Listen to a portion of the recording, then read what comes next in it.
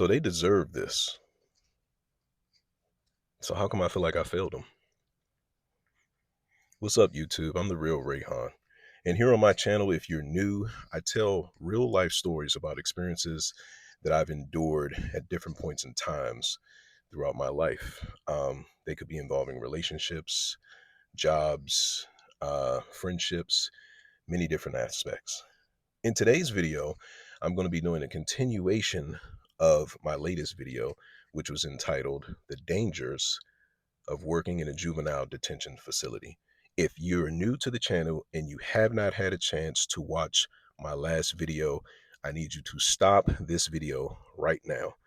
Go check out that particular video so that you can have all the particular references that you need about things I'll be speaking about in this video. You'll know the big players, the main characters, you'll know the events that took place so that you are not ruining the story for yourself. As you guys already know, for those of you who did get a chance to watch the video, The Dangers of Working in a Juvenile Detention Facility, you guys are well aware of how that story left off. I was subpoenaed to go to court. As the detention specialist on the unit when the assault took place on Jordan, I was subpoenaed to go to court. Now, I didn't just receive one subpoena, I received four. One subpoena for each one of the four boys who attacked Jordan. So let's recap. I received a subpoena for Benjamin, one for Keon, one for Tyler, and one for Othaniel. These are the four boys who attacked Jordan. I went to court this past Monday because these guys, as I previously mentioned, Jordan brought charges up on these particular boys for attacking him. Now, the one thing you guys may not realize is if it's a fight, a one-on-one fight, it's not really going to be a big deal. Perhaps the person who was attacked, if they didn't fight back, could press charges for assault, but that's a simple misdemeanor. In this particular story, Jordan pressed charges against four people, and Jordan did not have a chance to fight back. Despite the fact that this attack only lasted maybe 8 to 10 seconds, Jordan did not get a chance to fight back against any of the attackers. There were four in total. What this means is that these four boys are now being charged with mob assault, which is an automatic 6 months added on to whatever your time is that you're currently serving, okay? A more serious charge. Tyler, who is the one who was conspiring this whole attack, on top of the mob assault, which is an automatic 6 months on top of your whatever time you're serving, the conspirer gets an additional charge of felony conspiring for malicious wounding and conspiring to commit mob assault. So on top of the 6 months, Tyler's looking at an additional charge for the conspiracy. Anyway, I get subpoenaed to go to court. Now, the court date was this past Monday, if I'm not mistaken. So my day starts off normal. I wake up that morning, I go to the gym, come home, shower, have breakfast. I make my way to work so that I can sign in, because if you know, or if you guys don't know, if you work in corrections or any type of law enforcement position or affiliated position, you are considered a mandatory reporter. And what this means is that if the court subpoenas you, you have to answer, you have to testify, you have to state on the record what it is that you saw, okay? You're a mandatory reporter. I go to work, I clock in, because I'm going to be paid while I'm at court because this is a part of my job. I was due to be at court. The hearing was scheduled to start at 2 p.m., okay? But they wanted us to be there 45 minutes early, which meant they wanted me to be there at 1:45. I want to say I left to head to the court probably around 12:30. I didn't want to drive because I wasn't sure of the parking situation, so I decided that I was going to take an Uber, okay? I walked from the detention center, and as I was leaving the detention center, I noticed that there were two sheriff vehicles that were parked in the front. They have a designated area where they have to park. I paid it no mind because we're always seeing sheriff vehicles. Either they're taking people, either they're dropping new youth off to the detention center, or they're transporting youth to different appointments, sometimes even court. Pay no attention to this, okay? I walk up to the sidewalk, which is just outside of the parking lot entrance, and I decide I'm going to call an Uber. Now, while I'm calling an Uber, obviously I'm waiting probably about 5 minutes, 7 minutes, 8 minutes, something like that, for the Uber to get here. The two sheriff's vehicles that I saw are now pulling out. Now, as they get to the parking lot entrance, which is practically where I'm standing waiting on my Uber, I hear, "Hey, Southeast!"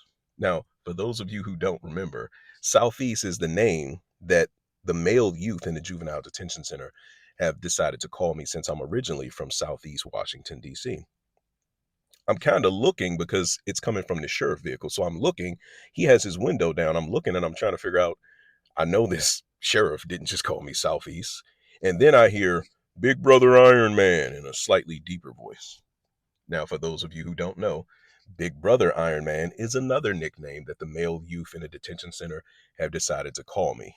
Mostly because a lot of them look at me as a big brother and because I spend a lot of time in the gym pumping iron. Thus, Big Brother Iron Man. Okay. Now, when I hear Big Brother Iron Man, I kind of look and I realize that the back window of the sheriff's vehicle is down, and that's when I realize it's not down, it's cracked. Okay, it's and it has really dark tint on it, so I can't see inside of it. So I have to sort through my mind about whose voice this is that is calling me Southeast, and then followed by Big Brother Iron Man in an even deeper voice. This is Keon. Now, Keon, out of the four boys that attacked Jordan, Keon is the smallest, the most ignorant and obnoxious. And by ignorant and obnoxious, I mean he's very loud mouth. He likes to talk. He likes to make threats. He likes to curse. He likes to Best thing to describe Keon is a chihuahua. Okay. If you've ever been to somebody's house and the owner had a chihuahua, you'll know that a chihuahua is very feisty. A chihuahua likes to stand in front of you and just bark, obsessively bark at you to be acknowledged. And then when you acknowledge it and you make an advancement towards it, they tuck tail between legs, they turn the other way, and they skedaddle the fuck away from you. This is Keon. Best way to describe him is as a chihuahua. When I realize that it's Keon in the back seat of this sheriff vehicle that's calling me and trying to gain my attention, all I'm thinking to myself is, this ignorant motherfucker. Like, why on earth are you trying to be obnoxious when you're in custody of a sheriff's on your way, I come to realize, to court? The sheriffs were picking them up to transport them to court for the hearing that I was about to attend. I shrugged it off. Sheriffs pull off. They take them on their way to court. My Uber pulls up. I get my ride there to the courthouse. I had actually never been to this courthouse before. I had never needed to be subpoenaed to attend any of these hearings. It's my first time going there. So I go into the courthouse. They go through their usual security checks. They want to make sure that you don't have your phone, you don't have any type of recording device. Um, I usually keep a Fitbit on my left arm so that I can count my steps, how long I've been standing, and my calories burned. I couldn't even wear that in this courthouse. Anyway, I lock all my stuff in the locker and I make my way to the waiting area. I'm in a waiting area with maybe two other people. There's not many people in the court, so I'd imagine these two other people are in some way connected to this hearing that's about to take place. Excuse me. While I'm waiting, a female walks past me and she says, "Are you?" And I'm like, yeah. She's like, "It's nice to meet you. I'm the police officer that you spoke to the day after this attack took place." And I'm like, "Okay, well, it's nice to meet you." She walks off. Then about 15 minutes later, another female walks up to me and she's like, "Are you Rayhon?" And I'm like, "Yeah." And she's like, "Hey, it's nice to meet you. I'm the prosecutor that sent the subpoenas to you. If you don't mind, can I speak to you in this room privately for a second?" We go into the room.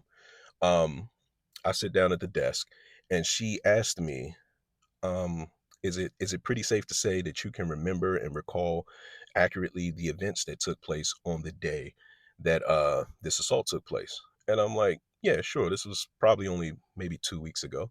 And she was like, "Okay. Do you remember seeing these particular youths strike Jordan? Because you said in your statement that you saw Jordan on the ground in a fetal position, kind of protecting his face. And I'm like, I do remember seeing Othaniel throwing strikes at Jordan. Um, I know that Phillips, what's the guy? I said Phillips. Phillips. I know that Benjamin did attack Tyler because I asked him, did he throw a strike? And he admitted to it. I did not see it, but he did admit to it. I know that Tyler threw a strike at Jordan. Even though I didn't see it, I could tell from his aggressive posture that he had been involved in a fight. And she's like, what do you mean by his aggressive posture? And I'm like, well, when I saw him, he was standing with his arms straight down, fist balled up, kind of had like a frown on his face, head forward, and he was looking down at Jordan and he was saying something like, what the fuck? So to me, it definitely indicated that he had been involved. I didn't see the strike that he threw, however. She was like, did you ever see Keon throw a strike? I'm like, I did not see Keon throw a strike. Keon was to the immediate right of Othaniel, who was throwing strikes, however. Like, it was kind of hard for me to track who was doing what in such a small window of time because there were so many people everywhere. There was Jordan on the floor. There were 4 people that were throwing strikes at him. There was another youth that jumped in that kind of helped defend these 4 boys off. There was another larger youth, this would be a mid, who was trying to like trying to pull people away and trying to figure out what was going on. No, I know this was all an act, but this is not for court. Like, if Amir wasn't involved, I can't directly mention that he was involved.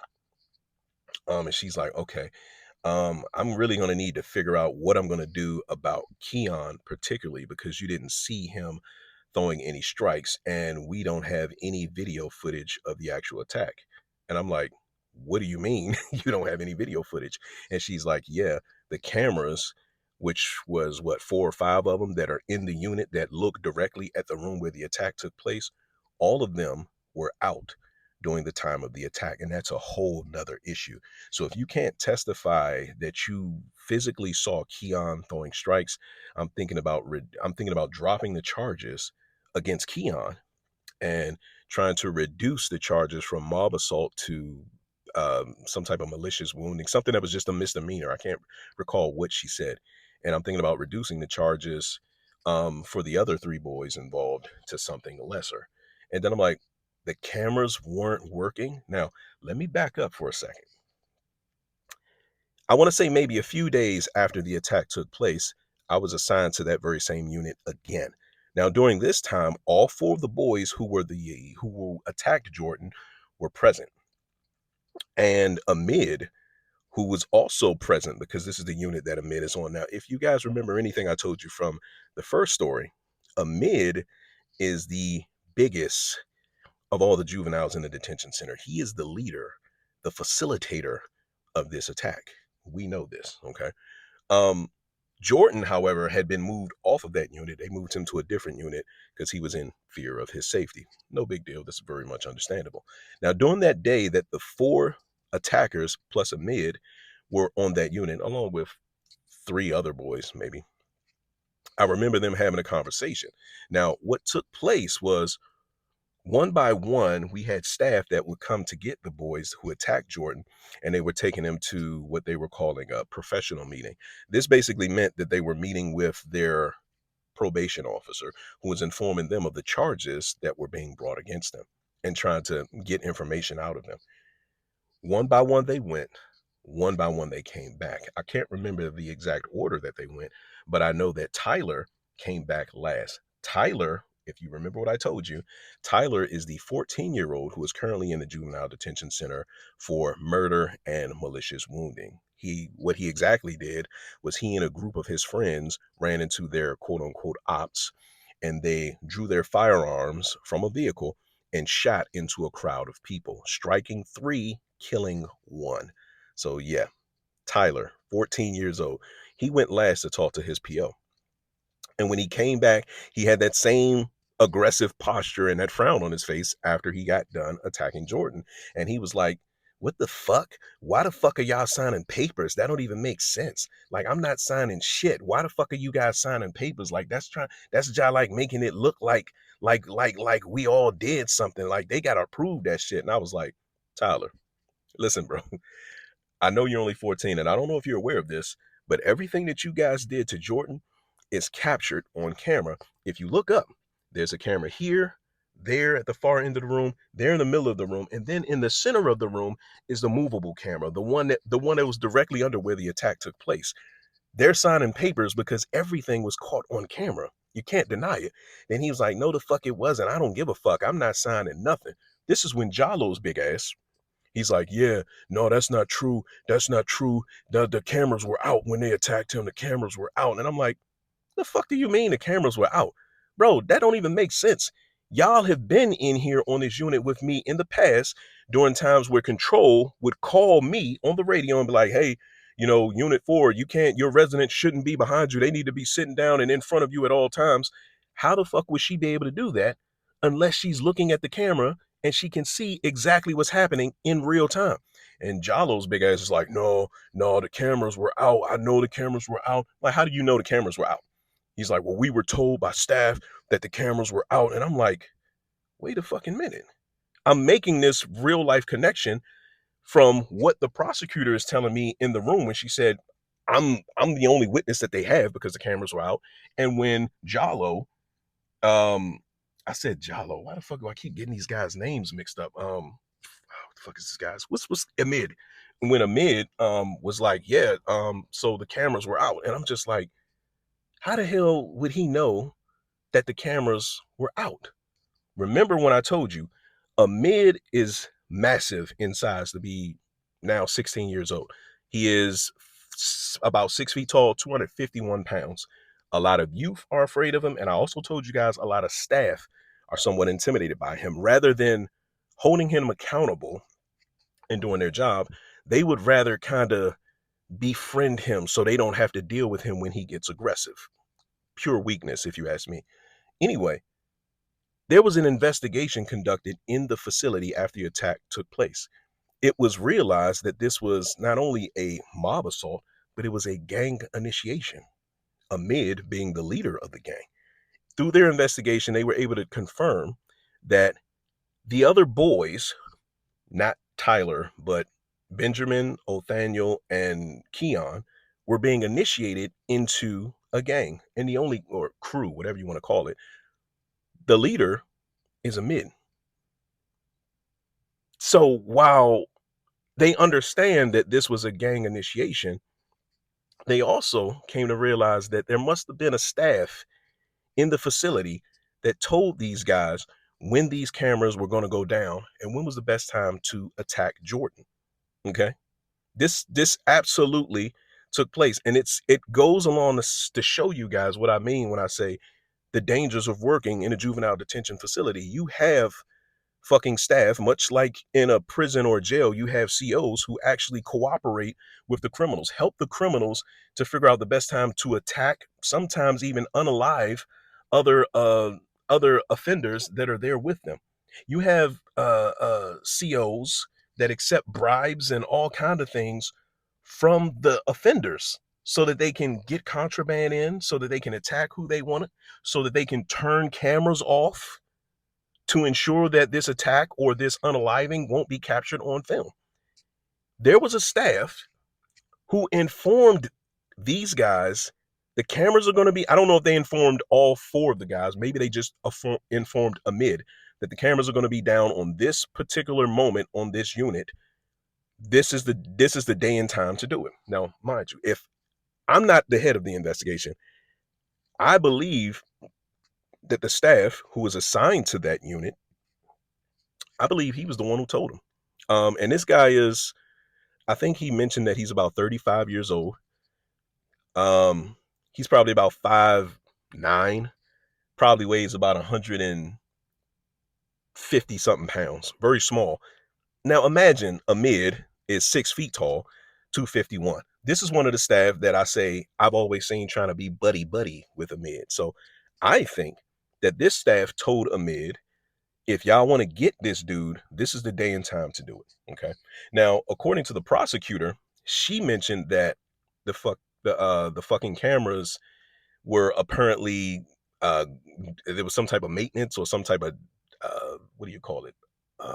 Upload, not upload, update that was taking place. Either it was maintenance or some type of update taking place. And that's the reason why the cameras was down, which raises a whole nother issue. And I would have to agree, like this particular facility, everybody is in their room no later than 9 p.m. So if there's going to be any type of update that takes place to the firmware of these cameras, it needs to take place when the facility is secure, not during the day when stuff like this can happen. Particularly, what if they decided they wanted to attack a staff?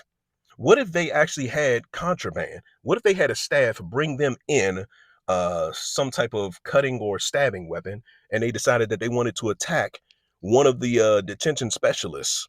What if they decided that they wanted to attack me?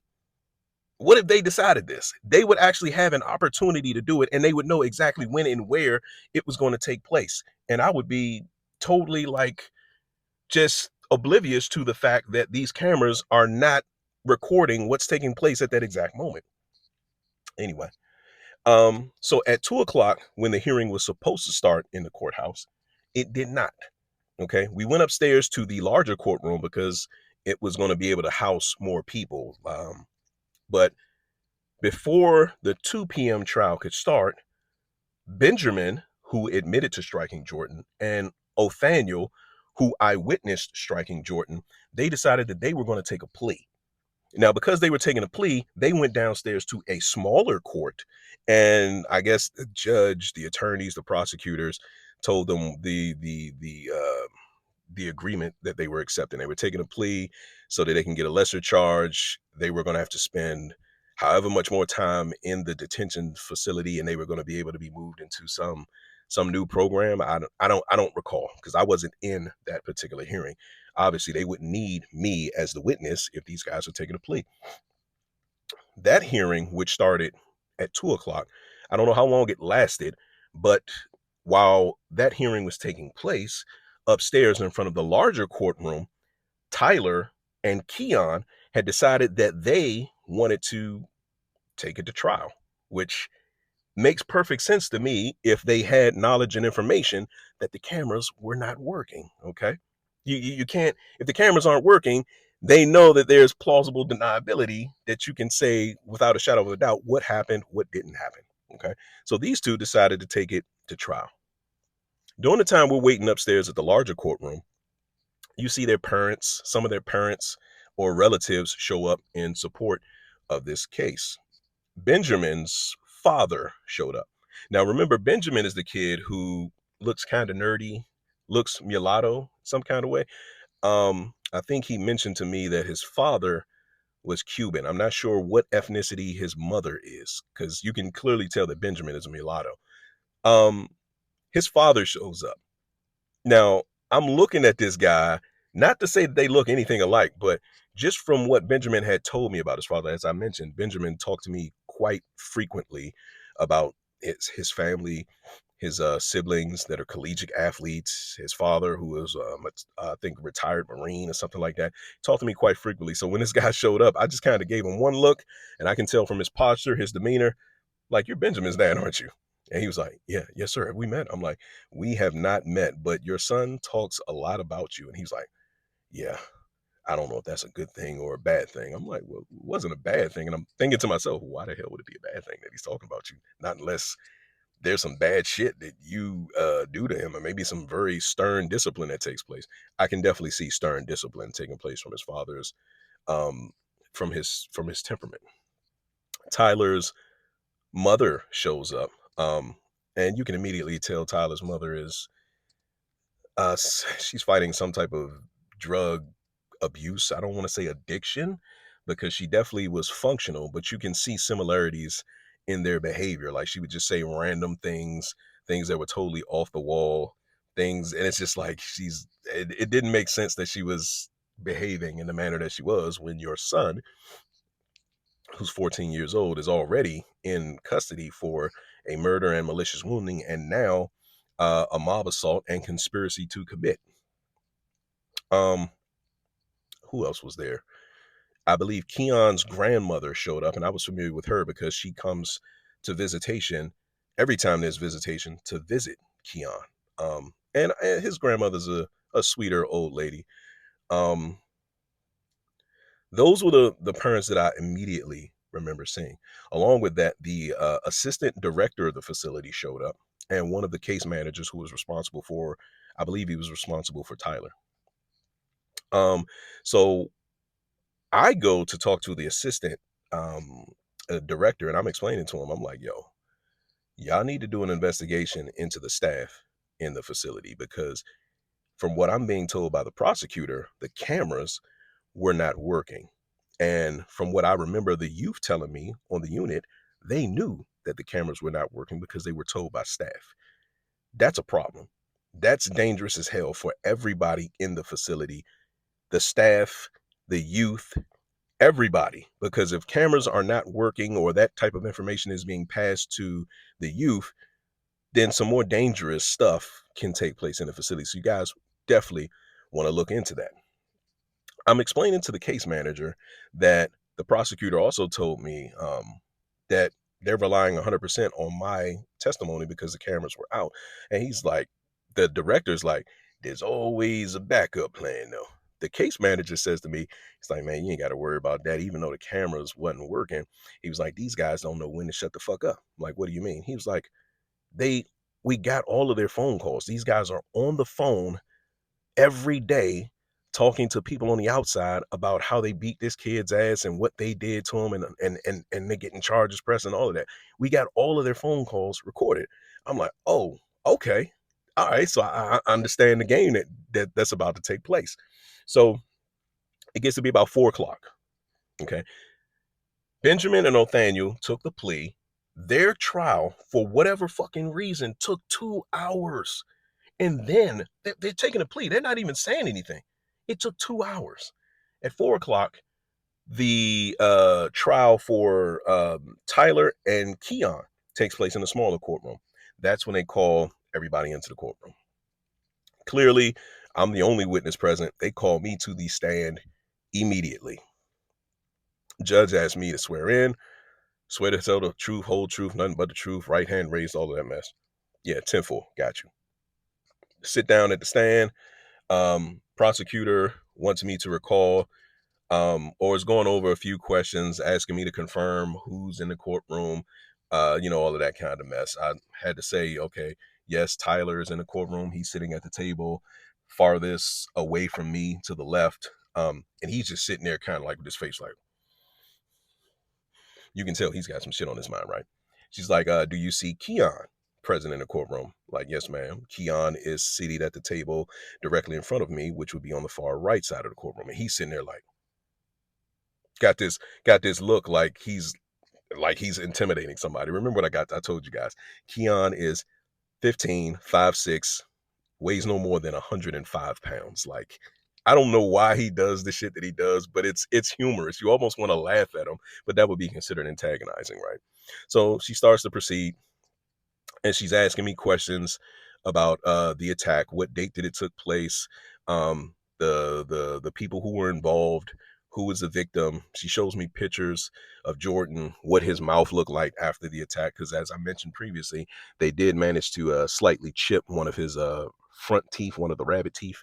They did manage to slightly chip that, and they also bust maybe his lip or his nose. Something was bleeding downward into his mouth.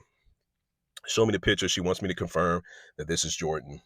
And then they pull up a camera.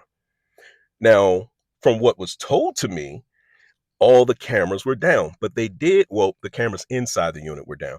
They pull up a camera on the monitor and ask me if I could recognize it. And I'm kind of looking. It took me a second. I'm like, this looks like the camera that is just outside of the unit. This is the front door to the unit.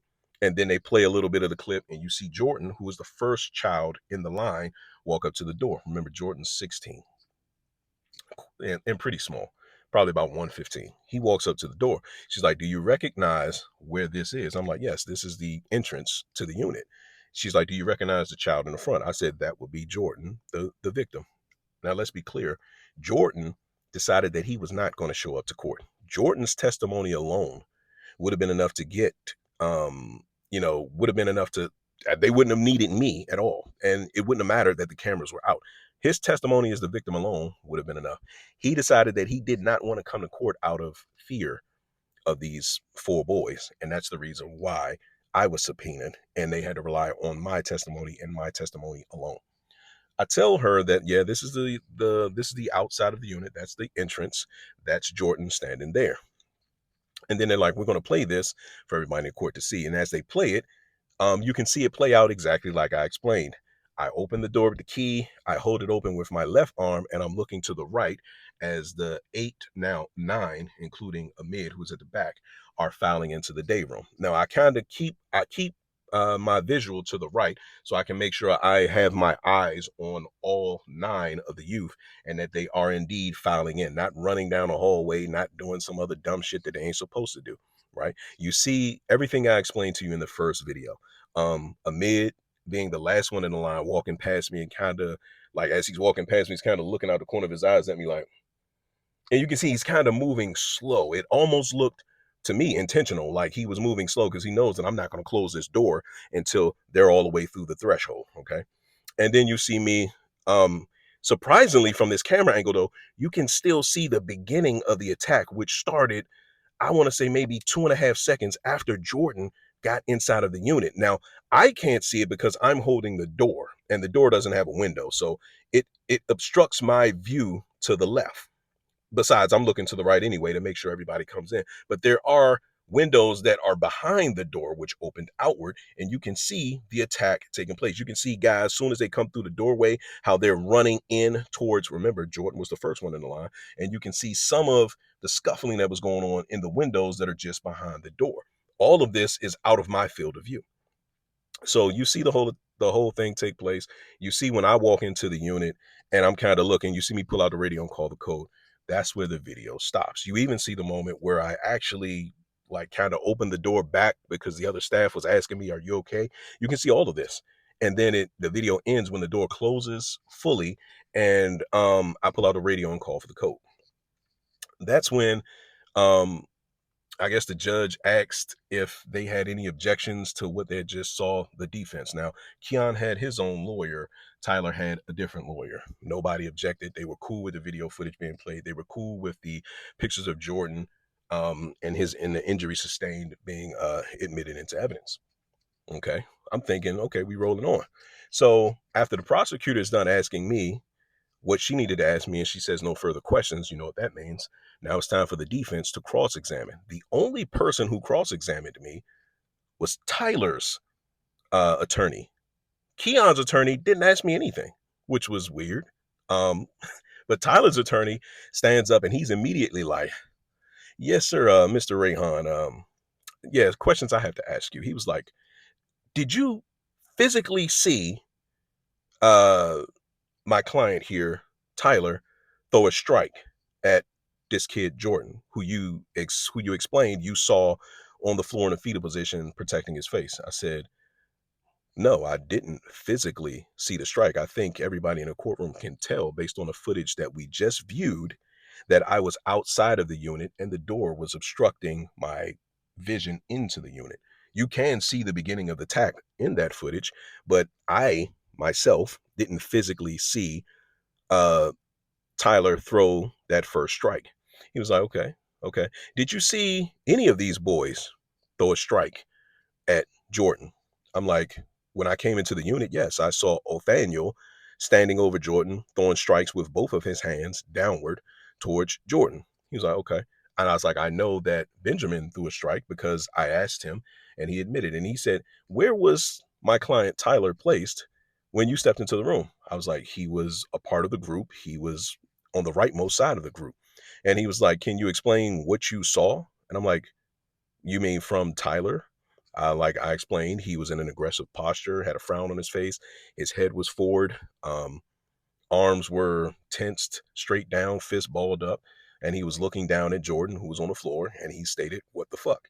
He was like, "Okay."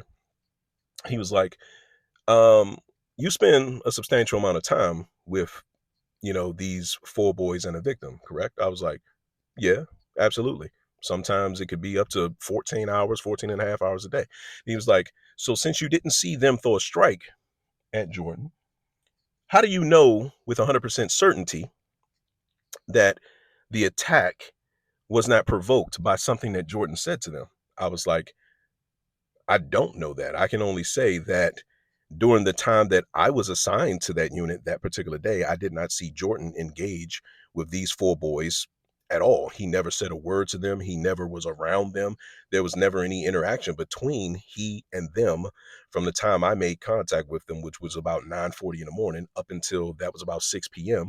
when the attack took place. I do not know whether something was said prior to that because they would have come out of their room around 6:30 a.m. I was not on the unit that day. I mean, or at that time, there was another detention specialist on the unit who had a family emergency and abruptly left.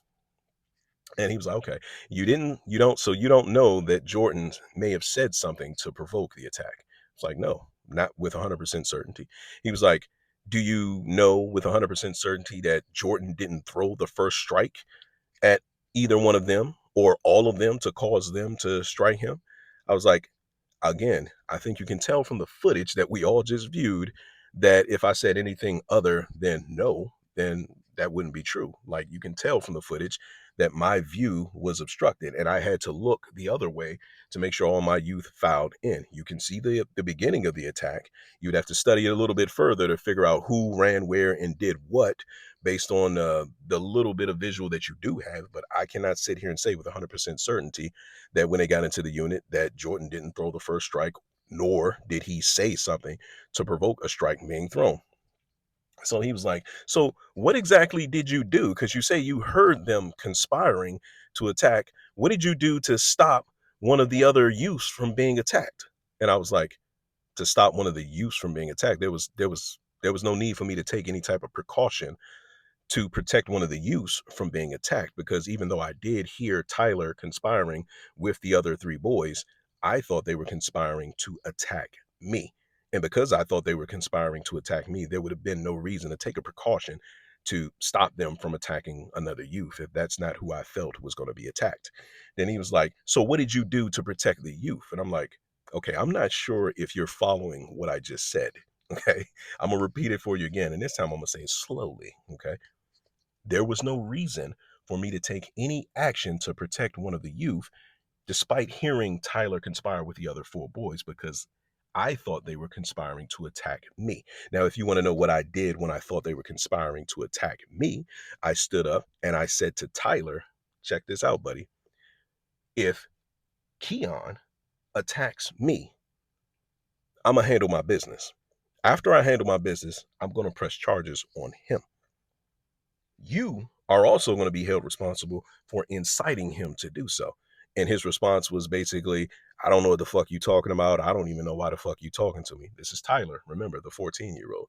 At that point, I just said, well, 10-4, and I went back to the desk. At that point, I'm just waiting for whatever they were conspiring to do to me, as it appeared, to take place. There was no need for me to notify the supervisor or to notify anybody, because look at me and look at them. These are children, 14, 15, and 16 years old. Two of them weigh less than 110 pounds.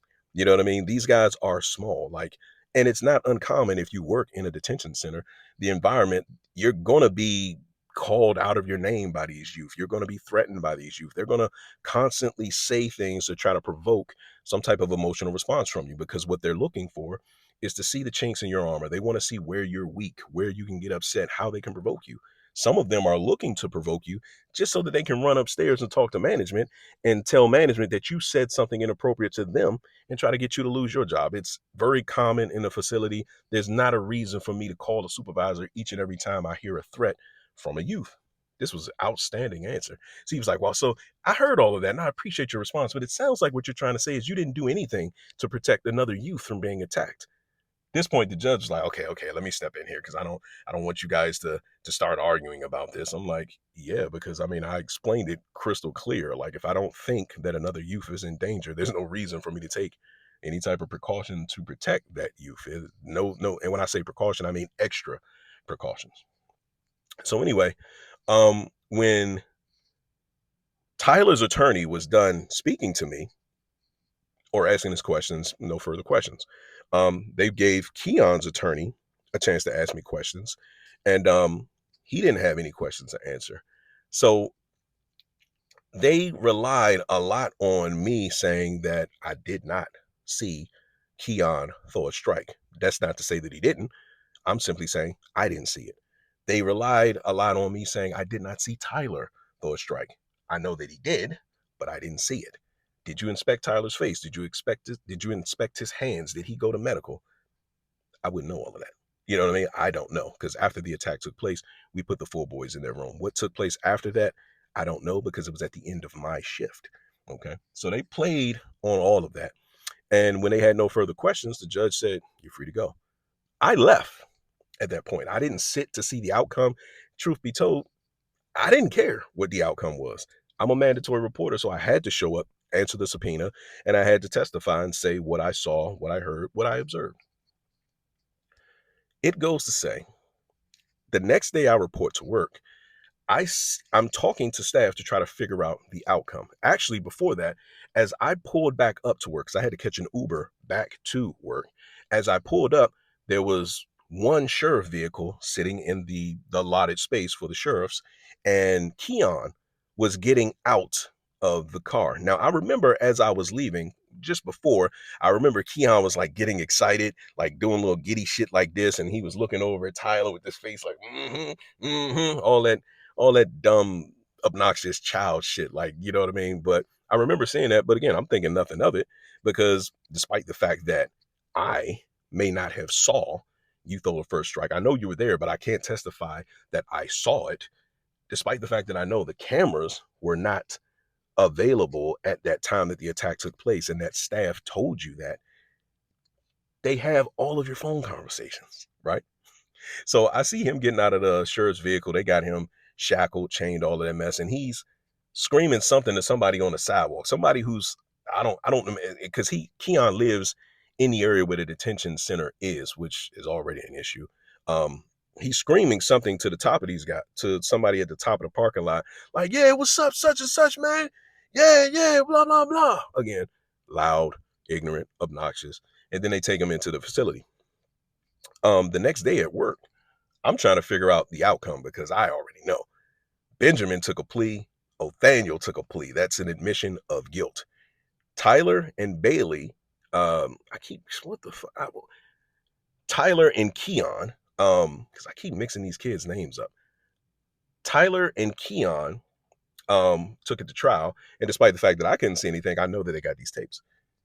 I talked to the case manager, who stayed until the end of the trial, because I guess he had to be there so that he can update their case files. Like, what happened? He was like, "Oh, let me talk to you over here, away from the youth." I'm like, "Yeah, what's going on?" Then he was like, "So Tyler and Bailey, the case got dismissed." And I said, "The fuck do you mean that the case got dismissed?" And he was like, "Yeah, man." He's like, "They were relying on your testimony." I'm like, "Yeah, I remember you said that. I remember they said that." Um, And I remember that the cameras were out. I'm like, "You told me that they had the phone calls, that they had all the phone calls that they make where they were admitting to what they had done." He was like, "Yes, but when we tried to use that as evidence in the trial after you left, the defense objected to it, because they said they didn't have enough time to like receive that into evidence and review it to determine whether they were going to take a plea or not. So it didn't get admitted into evidence.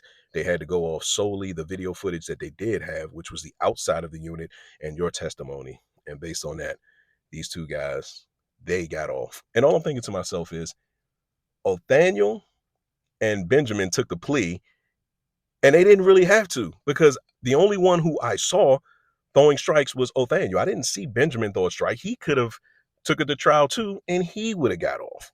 And it's crazy to me to think that amid and these four guys orchestrated this thing with the assistance from staff in the facility, to know that those cameras were going to be down, to know we can attack this guy here, now, in this location, and we can go to trial, and we know that we'll be able to get off, which helps me understand the reason why this attack was so short.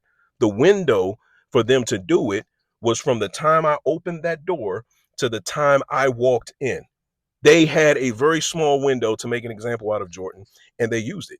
They stopped the attack just as I was coming in, so I couldn't see who was throwing strikes. The only one who was still throwing strikes that I saw was Othaniel. So Benjamin and Othaniel got new charges, a little bit more time.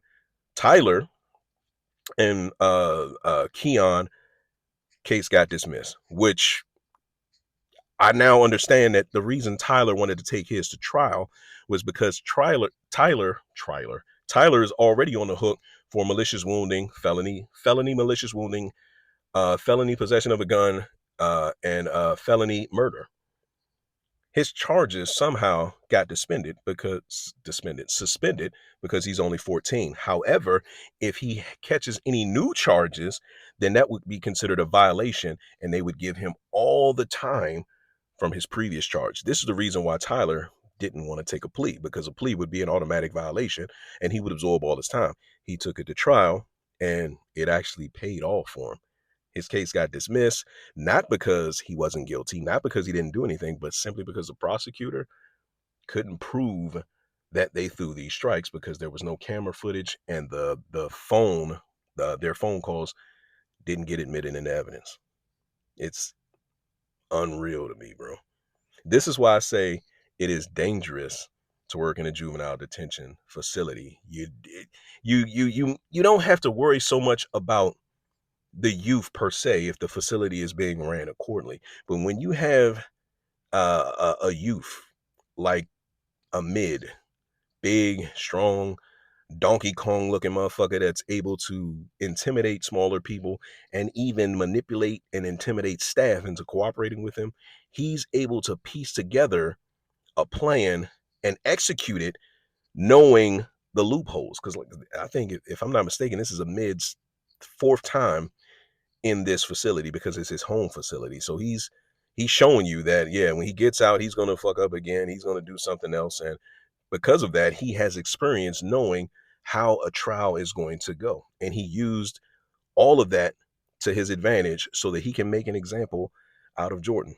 Now, I know Jordan's going to end up suing. The facility already is going to have to pay to get his dental work done to repair the minor chip to his front tooth. But because these guys, two of them who were, well, we know Tyler is the most dangerous one. Bailey, maybe not. But because we know that all four of these guys did not get convicted, and because the cameras were out and that a staff told them this, not Tyler, Jordan, I'm pretty sure, is going to find a way to sue this facility for negligence. And he's probably going to win.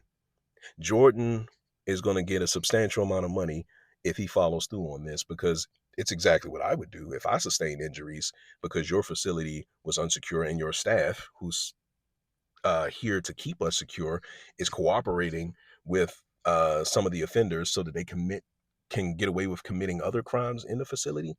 No way. No way. So yeah, guys, that is the update on what took place at court. We still got a little bit. We still got a little bit. And maybe one more story that we can get out of this.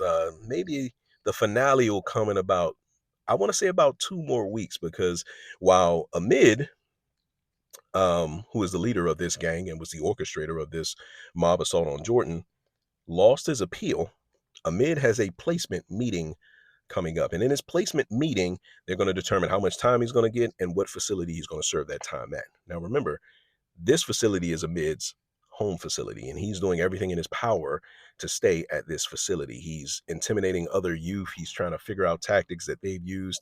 And last thing that I remember, shortly after this attack took place, Amid faked a mental health issue, and they don't have a psychologist on site. So they had to transport him to a mental health hospital where he stayed for, I don't know, I want to say maybe a week and a half, so that he can try to make it. He's trying to use that to postpone the placement meeting, because he figures if he can postpone the placement meeting, then they're not going to reschedule it for a few months, and it gives him more time to stay in this facility and have his way, because he is really worried about going to another facility where he doesn't know the lay of the land, where he doesn't know the other inmates there, he doesn't know their reputation, who he can intimidate, who he can induce fear into.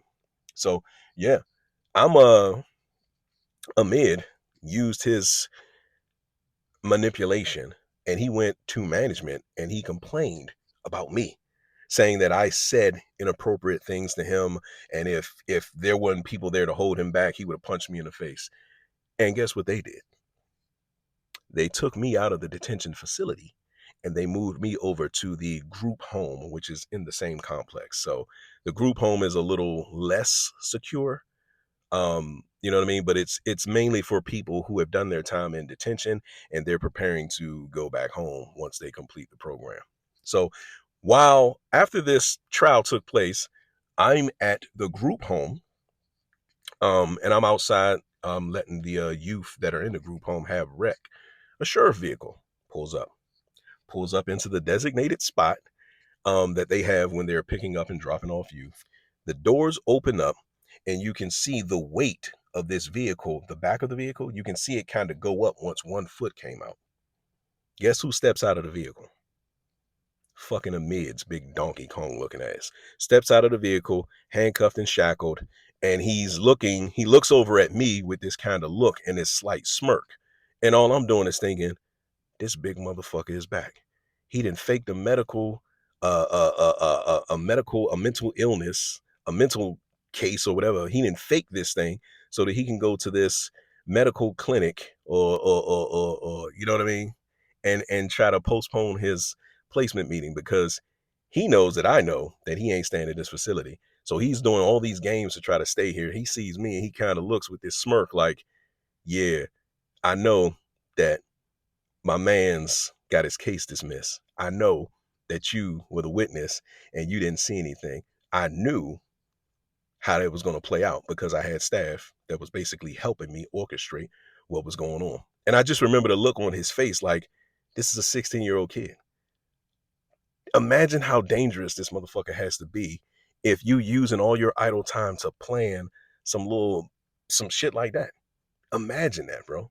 Now, this story isn't over just yet. There may be one more part in about another, I say, a week and a half or two, because that placement meeting for mid is still coming. So I will be back to do a third and final part to this series about the dangers of working in a juvenile detention facility once the outcome with Amid and his placement meeting and all of that take place, to give you guys one last final update on what it is that is taking place with this dangerous, manipulative ass youth criminal offender.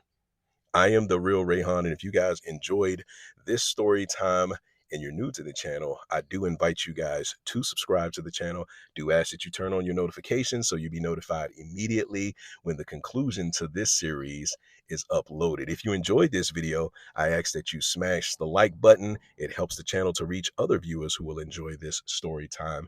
And yeah, I want to thank you guys for joining me on this rainy afternoon. Here I am, and as always, I will see you in the next one. Peace.